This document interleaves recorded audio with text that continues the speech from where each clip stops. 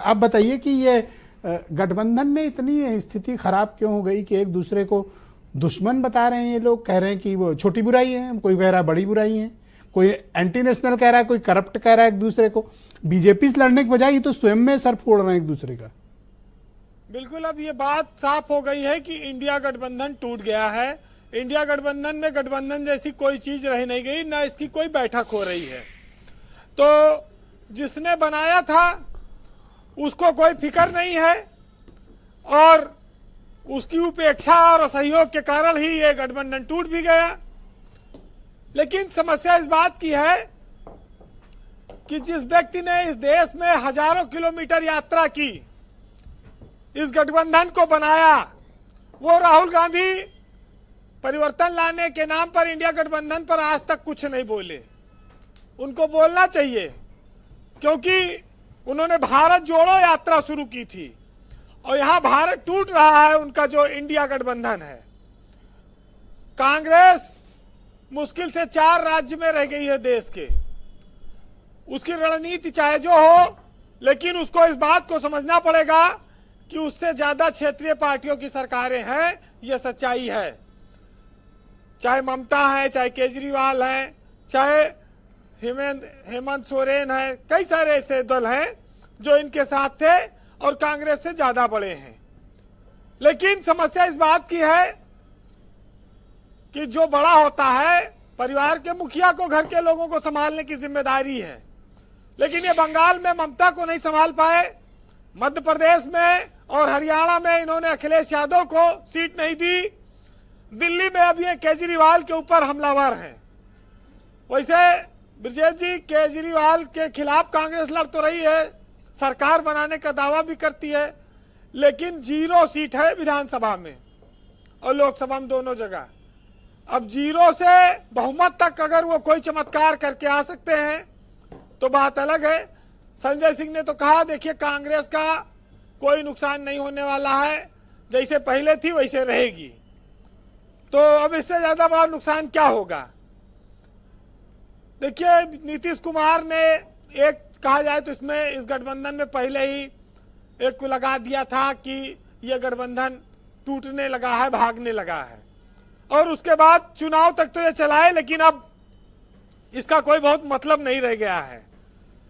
वैसे कांग्रेस को भी ऐसा लगता है ब्रजेश जी, अब इसकी ज्यादा परवाह नहीं है, क्योंकि वो देख रही है कि ज्यादा भी चुनाव तो 4-5 साल होना नहीं लोकसभा का, और विधानसभा में अपने हिसाब से लड़ लेंगे। लेकिन एक चीज जो सबसे महत्वपूर्ण बात मैं कहना चाहूंगा, कांग्रेस के सारे गठबंधन साथी टूट जाएं, लेकिन वो सपा को अभी नहीं छोड़ना चाहेगी। अखिलेश यादव के साथ ये समाज, राहुल गांधी चाहेंगे कि उनका गठबंधन चलाए। कांग्रेस के रणनीतिकार भी चाहते, क्योंकि यूपी बहुत बड़ा स्टेट है और यहां पर बिना साइकिल पे बैठे इनकी नैया पार होने वाली नहीं है। तो ये सब चला जाए, लेकिन ये कोशिश ये करेंगे कि यूपी में बचाए रह जाए, अखिलेश यादव के साथ गठबंधन रहे। आप इस बात को लेकर भी हैरान होंगे कि भारत की राजधानी दिल्ली, जहां लोगों के पास भरपूर पैसा है, जहां पर लोग शिक्षित हैं, अच्छे स्कूल हैं, उसके बावजूद वहां पर बिजली के लिए मुफ्त बिजली, मुफ्त पानी की योजनाएं लुभावनी चल रही हैं और लोग और राजनीतिक दल इस पर एक दूसरे पर कीचड़ उछाल रहे हैं। यानी कि फ्री कमाल धनवानों को, पैसे वालों को, संपन्न लोगों को भी चाहिए। ये आप देखिए इस बात को, और कांग्रेस भी इस बात को देखा है कि लोकसभा में उसकी सीटें जरूर बढ़ रही हैं, लेकिन विधानसभा में उसकी स्थिति लगातार कमजोर हो रही है, देश के विभिन्न राज्यों में कमजोर हो रही है। ऐसे में अगर वो गठबंधन में रहें तो एक विपक्ष की बड़ी एकता की धुरी बनी रह सकते हैं, नहीं तो फिर केजरीवाल भी जान रहे कि न नदी साफ करने से पानी मिला, न वोट मिला, न साफ पानी पिलाने से मिला, न सड़क बनाने से मिलता है। वोट मिलता है फ्री का माल देने से, फ्री बिजली, फ्री पानी, बस में यात्रा, आरक्षण, ये सब वोट दिलाते हैं। विकास के नाम पर चुनाव होता है, लेकिन वोट देखिए ऐसे नहीं मिलता। और जब वोट मिलता है तब शीश महल बनता है।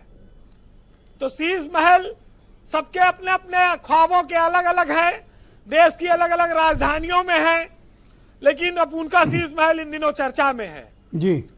दिल्ली के चुनाव से कोई बहुत बड़ा परिवर्तन देश में नहीं आने वाला है, लेकिन अगर जिसकी केंद्र में सरकार हो वो दिल्ली की सरकार बनाएगा तो दिल्ली में ये तो खत्म हो जाए कि आज पुलिस हमारी नहीं सुन रही, आज राज्यपाल हमारा नहीं सुन रहा है।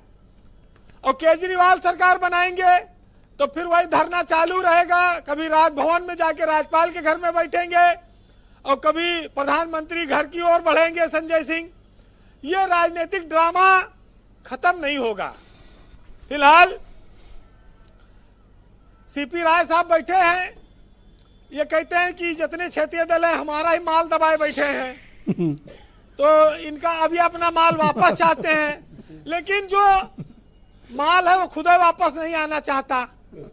अब उसके लिए तमाम जतन। और जी अनिल दुबे ने बीरापुर में एक सीट जिताई थी, विधायक अभी जीती है उनकी, पता नहीं उनका इन लोगों ने स्वागत सम्मान अपने कार्यालय किया कि नहीं किया, आज तक पता नहीं लग पाया। बिल्कुल किया। जो इनकी अभी एक चुनाव विधायक जीती। नहीं, मिथिलेश पाल जी का स्वागत हुआ था, पूरे प्रदेश के लोगों ने स्वागत किया, पार्टी क्या ने भी बैठक में आती है पता नहीं, वो भी नहीं पता है। ये खैर तो हैंडपंप से है ही नहीं, वो तो कमल से है ना, इनकी तो है ही नहीं। इसीलिए हमने सोचा शायद इनका बगल कुछ में नहीं है, दफ्तर है, इनका भाजपा इनसे का। कोई मतलब नहीं उनका। तो सुनिएगा, राय साहब की एक कविता है, इन्होंने लिखी थी, मैं आपको सुना दूं कि सब हमारा माल खाए और दबाए बैठे हैं, उसी पर इन्होंने अपनी पीड़ा लिखी है कि वो समझते हैं कोई एहसान किए बैठे हैं और दरअसल वो हमारा ही सामान लिए बैठे हैं और हम तो लुटते रहे हर वक्त हर चौराहे पर, और वो हर चौराहे पर हमारी ही दुकान लिए बैठे हैं।